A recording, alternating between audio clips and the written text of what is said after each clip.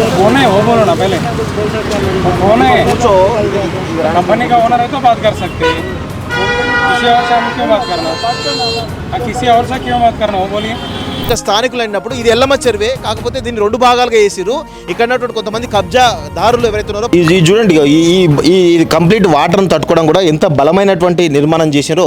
నమస్తే, welcome to college TV. ప్రస్తుతం మనం మణికొండ జాగీర్ ప్రాంతంలో ఉన్నాం. ఇంతకుముందు మీకు ఎల్లమ్మ చెరువు ఏ విధంగా కుచించుకుపోయిందో, ఏ విధంగా దానికి ఒక పరిధులు పెట్టిరో మనం చూసిన. గతంలో సాగునీరు తాగునీరు అవసరాల కోసం 100 ఎకరాలు ఉన్నటువంటి ఈ చెరువు ఎల్లమ్మ చెరువు అవుతుందో దానికి ఒక బార్డర్ పెట్టడం జరిగింది. అయితే మేము కొంత రీసెర్చ్ ఇంకా లోతుగా వెళ్దాం, దీనికి ఇంకేమైనా ఉందా పరిధి ఉందా అని చెప్పేసి ఒకసారి దాని పక్కనే వస్తే ఇక్కడ కూడా ఒక చెరువు ఉండడం జరిగింది.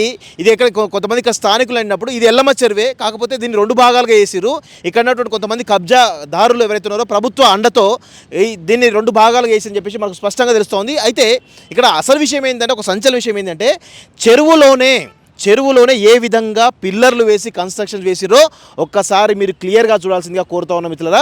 ఇది చాలా అతిపెద్ద భారీ నిర్మాణం. ఏ విధంగా మీరు చూడండి, చెరువు మధ్యలోనే ఏ విధంగా పెద్ద పెద్ద పిల్లర్లతోటి ఏ విధంగా కట్టినరో ఒక్కసారి చూడాల్సిన అవసరం ఉంది. ఇక్కడ కొంతమంది ఇది మణికొండ జాగీర్కి సంబంధించినటువంటి ఎల్లమ్మ చెరువులో ఉన్నటువంటి ఈ నిర్మాణం ఏదైతే ఉందో దీనిపైన ఖచ్చితంగా ప్రభుత్వం ఫోకస్ చేయాల్సినటువంటి అవసరం అయితే ఉంది. చూడండి, ఇక్కడ నుంచి అక్కడి దాకా మధ్యలో చెరువులో పెద్ద పిల్లర్సు, ఇదంతా కూడా నాకు తెలిసి గత ప్రభుత్వం పోకపోవడం వల్ల, గత ప్రభుత్వం పెద్ద ఎత్తున అధికారంలో రాకపోవడం వల్ల ఈ కన్స్ట్రక్షన్ ఆగిందేమో అనేటువంటి అనుమానాలు కూడా కలుగుతూ ఉన్నాయి. అయితే ఎందుకు దీనిలో ఇంత పెద్ద ఎత్తున కన్స్ట్రక్షన్ జరిగినా కానీ గత ప్రభుత్వం కానీ ప్రస్తుత ప్రభుత్వం కానీ ఎందుకు చర్యలు తీసుకోవట్లేదు? ఖచ్చితంగా ఈ ప్రస్తుతం ఉన్నటువంటి ప్రభుత్వం దీనిపైన ఈ అక్రమ నిర్మాణం ఎవరు చేపట్టిరు, దీన్ని కట్టింది ఎవరు, ఇది ఏ కంపెనీ సంబంధించింది, ఇది ప్రైవేట్ ల్యాండా లేదంటే ప్రభుత్వ భూమియా? ప్రభుత్వ భూమి ప్రైవేట్ ల్యాండ్ అయితే ఎందుకు మణికొండ జాగీర్కి సంబంధించినటువంటి ఎల్లమ్మ చెరువు ఆనుకునే చెరువులోనే ఈ నిర్మాణాలు ఏ విధంగా చేపట్టడం జరిగింది? అసలు ఎల్లమ్మ చెరువు అనేది ప్రభుత్వానికి సంబంధించినటువంటి చెరువా లేదంటే ప్రైవేట్ పరమైనటువంటి చెరువా? ఒకవేళ ప్రభుత్వ చెరువు అయితే ఏ విధంగా మరి నిర్మాణాలకు అనుమతులు వచ్చాయో ఒక్కసారి కూడా తెలుసుకోవాల్సిన అవసరం అయితే ఉంది. ఒకసారి మనతో పాటు ప్రియాంక, ఒకసారి నువ్వు వచ్చి క్లియర్గా ఒకసారి ఎక్స్ప్లెయిన్ చేయగలుగుతావా? నేనైతే దాదాపు ఒక 5-6 ఏళ్ళ నుంచి అబ్జర్వ్ చేస్తాను. ఓకే, ఈ పిల్లర్స్ వేసిన పని చూస్తాను. అటు పక్క చూస్తే ఈ వాటర్ దీనికి తట్టుకోవడానికి దాదాపు దానికి ఒక 50 నుంచి 50 కోట్ల పైన ఖర్చు అయి ఉంటుంది. చెరువు మధ్యలో ఒక 5-6 ఫ్లోర్లు వేసి అక్కడ కట్టేసారు. నేను అనుకున్న గవర్నమెంట్ మళ్ళీ వస్తే పెద్ద బిల్డింగ్ అయిపోయిద్దాం, ఆ పక్కన ఏదైతే అది ఉంది కదా మనకి ల్యాంక్ వెల్స్ ఉందో అట్లయితే భారీ కట్టడం అయిపోతుంది అని ఇంతమంది చూస్తుంటే కళ్ళ ముందు జరుగుతుంది, మనం ఏం చేయలేకపోతున్నామే అని అనుకుంది. మనం ఏదైనా చేద్దామంటే అప్పటికే పర్యావరణవేత్తలు వాళ్ళు వీళ్ళు దీని మీద కోట్ల చుట్టూ తిరుగుతున్నారు, ఏం కావట్లేదు, బిల్డింగ్ కన్స్ట్రక్షన్ అవుతుంది. సడన్గా చూస్తే గవర్నమెంట్ ఓడిపోయింది, కొత్త గవర్నమెంట్ వచ్చింది, కన్స్ట్రక్షన్ ఆగిపోయింది. చెరువు మధ్యలో చూస్తే మనకు అంతా కనిపిస్తాయి. దాదాపు ఎంత 5-6 ఫ్లోర్లు లోపలికి ఉంది. ఆ పక్కన మనకు కట్ట కనిపిస్తుంది, చెరువు కనిపిస్తుంది, చెరువు మధ్యలోనే బిల్డింగ్ ఉంది మనకి. అంటే చెరువునే కబ్జా చేసారు, చెరువు మధ్యలోనే కట్టేసారు. అప్పుడు కూడా వాటర్ ఉండే, వాటర్ని డ్రైన్ అవుట్ చేస్తూ ఉండడం, దీంట్లో పిల్లర్లు వేయడం, ఆ పక్కన గుట్టలు తోవడం ఇవన్నీ చేస్తారు. సడన్గా కొత్త గవర్నమెంట్ వచ్చింది, కన్స్ట్రక్షన్ మొత్తం ఆగిపోయింది. ఇది కనబడకుండా దీన్ని కవర్ చేయడానికి మనం అటు చూస్తే ఆ బార్డర్ ఇక్కడ నుంచి కనిపిస్తుంది అవతలకి, కానీ అవతల నుంచి లోపల విజువల్ కనిపించదు. ఈ విజువల్ కనిపించకుండా కట్టడానికే వాళ్ళ పాత గవర్నమెంట్లు ఆ రోడ్డు పక్కన వేసినటువంటి ఐరన్ ఫెన్సింగ్ ఏదైతే ఉందో భారీ ఎత్తున ఫెన్సింగ్ వేసారు. మనిషి పైన ఒక 8 నుంచి 9 ఫీట్ల ఎత్తున్నటువంటి ఫెన్సింగ్. ఈ నిర్మాణం కనబడద్దు, ఈ నిర్మాణం కనపడితే మనకు ఎన్నికల టైంలో ఏమైనా ఇబ్బంది అవుతుంది అని చెప్పేసి నిర్మాణం కనబడకుండా కవర్ చేశారు. ఇది చూస్తే చిన్నగా ఉందండి, ఇది ఆల్మోస్ట్ ఒక 10 ఎకరాల పరిధి, 10 ఎకరాల పరిధి. అప్పటికే వీళ్ళు చేసిన ఖర్చు దాదాపు ఒక 50 నుంచి 70 కోట్ల దాకా చేశారు. అంటే ఇంకెక్కువనే చేశారు వాళ్ళు. ప్రభుత్వం కట్టినటువంటి చెప్తున్నారు కదా, క్యాప్స్టన్ అనే ఒక కంపెనీ చేసిందని చెప్పేసి సెక్యూరిటీ కూడా చెప్తున్నాడు. ఇది మా కంపెనీ ప్రాపర్టీ, కంపెనీ వాళ్ళు కడతారు. ఆల్రెడీ గవర్నమెంట్ బార్డర్స్ క్లోజ్ చేసింది, క్లియర్ కనిపిస్తుంది, దీంట్లోకి ఎంట్రీనే లేదు. ఆయన వచ్చా మాకు ప్రైవేట్ ప్రాపర్టీ మీరు ఎట్లా పోతారంటే చూస్తేనేమో చెరువు ఉంది అసలు. దీన్ని కంపెనీ అంటే ఓపెనింగ్ ఒక ద్వారం ఉంటుంది కదా, ముఖ ద్వారం లేదు, అటు వెళ్ళి చూద్దాం రండి ఒకసారి, నేను చూపిస్తా. అది మొత్తం క్లోజ్ అయిపోయింది, దీనికైతే ఎంట్రీ లేదు, ఎంట్రీకి వచ్చే అవకాశం అయితే లేదు. వీళ్ళు కట్టిన లేచిన లేయర్ కూడా ఎంత దృఢంగా ఉందో, ప్రభుత్వ కట్టడాలకు ఇంత దృఢంగా ఎందుకు వేస్తారు, మనకి ఇంత క్వాలిటీ ఉండదు కదా.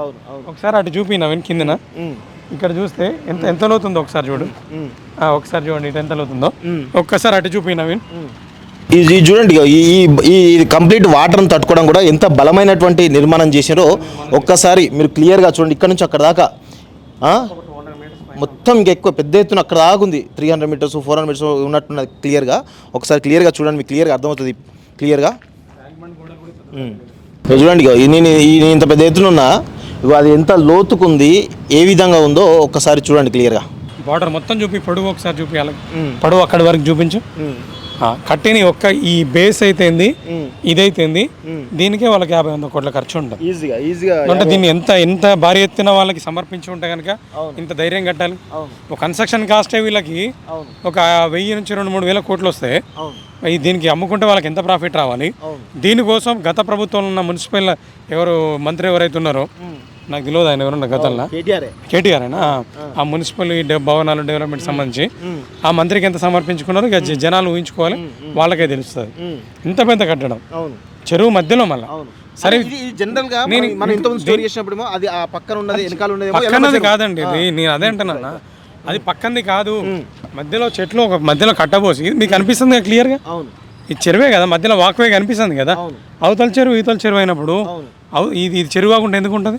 ఇదంతా చెరువు, వాటర్ కనిపిస్తున్నాయి కదా, సేమ్ అదే లెవెల్లో ఉంది ఇది కూడా, దానికంటే ఎక్కువ వాటర్ ఇక్కడ ఉన్నాయి, ఇది చెరువు కదా. ఇది ఇంకో క్వశ్చన్, నా క్వశ్చన్ ఏంటంటే అది చూపి నవీన్, దీన్ని మొత్తం క్లోజ్ చేసిరు, దీనికి దారి లేకుండా చేసిరు, రోడ్ వేసేసారు.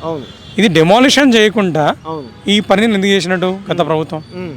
ఫస్ట్ ఇది అక్రమ కట్టడం అయినప్పుడు దీన్ని డెమాలిష్ చేయాలి, దీన్ని నేలమట్టం చేసినాక చెరువుని కాపాడినాక తర్వాత ప్రయత్నం వాళ్ళు క్లోజ్ చేసి చేయాలి. దీన్ని బిల్డింగ్ యథాతథంగా ఉంచారు, అవతల మాత్రం ఇనుప కంచె భారీ ఎత్తునేసారు. అంటే మళ్ళీ గవర్నమెంట్ వస్తే దీన్ని రీఓపెన్ చేసి ఒక అంటే మళ్ళీ ఒక 60-70 హైదరాబాద్ ఏమంటారు సిగలో మరొక భారీ బిల్డింగ్ 50-60 ఫ్లోర్లు భారీ షాపింగ్ వాళ్ళని పెట్టుకోవడానికి ఇక్కడ ఇవన్నీ వాళ్ళు డ్రోన్ విజువల్ చూపించి చెట్లని చెరువుల్ని కబ్జా చేసి బిల్డింగ్లు కట్టి వీటికి వాళ్ళు ఏం చేస్తారు, హైదరాబాద్ని అభివృద్ధి చేసినాం అని చెప్పేసి దానికి లక్షల ధారపోసి డ్రోన్ విజువల్స్ ఇచ్చి గొప్పలు చెప్పుకున్నారు ఇప్పటిదాకా. ఇది ప్రజలకు కానీ హైదరాబాద్ వాస్తవ్యులకు గెలవక నిజంగానే మా వాళ్ళు డెవలప్మెంట్ చేసిరు, బ్యూటిఫై చేసిరు, చెరువుల్ని వీటిని అద్భుతంగా చేసిరని ఒక భ్రమలో పాపం 15 సీట్లు ఇచ్చిరు వాళ్ళకి, గుండగుతో ఇచ్చి పడేసారు అటు ఎంఐఎంకి ఇటు వీళ్ళకి. ఇవన్నీ కబ్జాలు తెలిస్తే వీళ్ళ గుండెలు పగిలిపోతాయి. ఈ కబ్జాల వల్లనే కదా ఇలా ఇన్ని బాధలు, ఇన్ని ట్రాఫిక్ ఇక్కట్లు.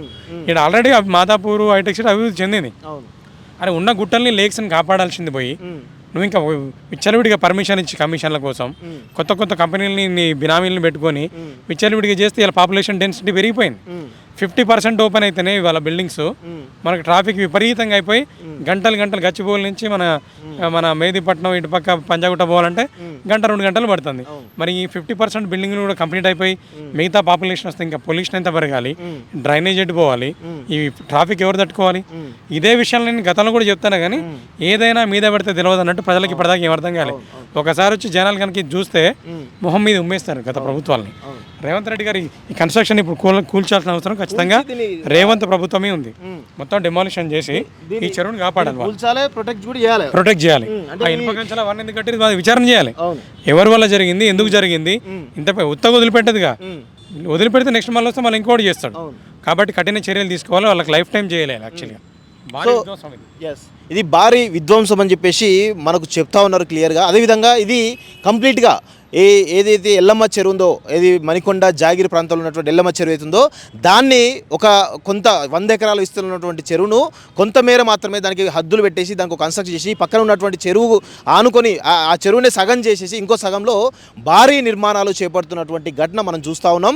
సో దీనిపైన రేవంత్ రెడ్డి ప్రభుత్వం చెరువులోనే ఏ విధంగా భారీ అక్రమాలు కట్టడాలు జరుగుతూ ఉన్నాయో చాలా క్లియర్గా మీకు చూపించే ప్రయత్నం చేస్తా ఉన్నాం. ఇమీడియట్గా రంగనాథ్ గారు ఈ అక్రమ కట్టడం ఏదైతుందో ఇది మీరు మీ ప్రభుత్వం ఉన్నప్పుడే కూల్చాలే, లేకపోతే మాత్రం ఖచ్చితంగా వేరే ప్రభుత్వం వస్తే ఈ కన్స్ట్రక్షన్ ఇట్లా మధ్యలో ఉంది కాబట్టి మళ్ళీ వేరే ప్రభుత్వం వస్తే సపోజ్ మళ్ళీ కేటీఆర్ వచ్చినాకో కేటీఆర్ మేనేజ్ చేసి మళ్ళీ ఇదంతా కూడా కట్టుకుని పూర్తి చేసేటువంటి అవకాశం ఉంటుంది. కాబట్టి ఇమీడియట్గా ఇక్కడికి రంగనాథ్ గారు బుల్డోజర్లు పంపించి ఇమీడియట్గా ఈ కన్స్ట్రక్షన్ అన్ని కూడా మొత్తం కూల్చేసి వీటన్నిటిని కూడా ఈ చెరువును మొత్తంగా ఈ ఏదైతే 2 భాగాలుగా ఉన్న చెరువును ఒక భాగం చేసేసి ఈ చెరువును మొత్తం కాపాడాలని చెప్పేసి కూడా మేము కాలేజీ విజ్ఞప్తి చేస్తా ఉన్నాం. సో మణికొండ జాగిర్ నుండి గ్రౌండ్ రిపోర్ట్ చూస్తున్నాండి college TV. Thank you very much.